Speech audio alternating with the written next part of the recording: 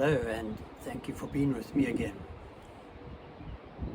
Have you ever watched a program or a talk that you particularly enjoyed and then tried to pass it on to those that you love, those people near you and so on, and recommended they watch it and they don't, and you feel really sad that you feel they've missed something that they would really have enjoyed as far as you're concerned? This happens to us when something works at some depth within us, something evokes certain feelings, but other people aren't ready for those feelings, and that's why they don't go and watch whatever it is or listen to whatever it is that you've suggested to them. This is true also of our spiritual growth, that sometimes it's very difficult to understand why it is that even if we go and try and tell people what we've learned, they can't always just pick up on that and take it and go with it. It doesn't mean they don't believe us, but they just are unable to pick up on it and just move forward with exactly what we've told them. We have an example of this, and we see why this is in the story in the Gospel of the Transfiguration of Jesus in the 17th chapter of Matthew's Gospel, for example, when Jesus takes Peter, James, and John up the mountain with him, and they see him as God. There are a number of interesting things about this whole account, but the one I wanted to talk about here was when they're coming down after this whole experience of seeing Moses and Elijah with Jesus and so on, is when Jesus says to them as they're coming down the hill, don't tell anyone about this until the Son of Man has risen. And we would say, well, surely Jesus would have wanted what happened in his life to be made clear to people, that they would have been able to see what it was that he meant them to understand from it. And so why was he saying, don't tell anyone about this until the Son of Man has risen?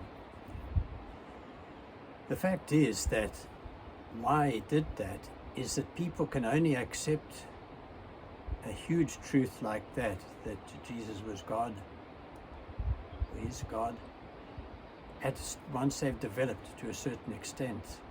And before that they're unable to, because of previous conditioning and so on.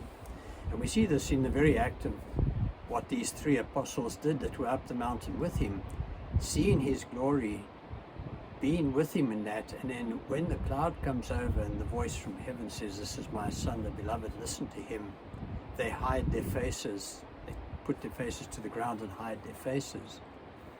The reason they do that is that because in the Old Testament people believed that to see God face to face meant that you certainly had to die. And so even though they'd had all this experience of Christ, his public ministry and everything else, that old conditioning was still there. And this is why sometimes when we try to pass on what we believe, when we try to pass on our faith to others, it can seem very disturbing that we just can't get through to them. But you see, the fact is that the message will only get through to them in God's own time.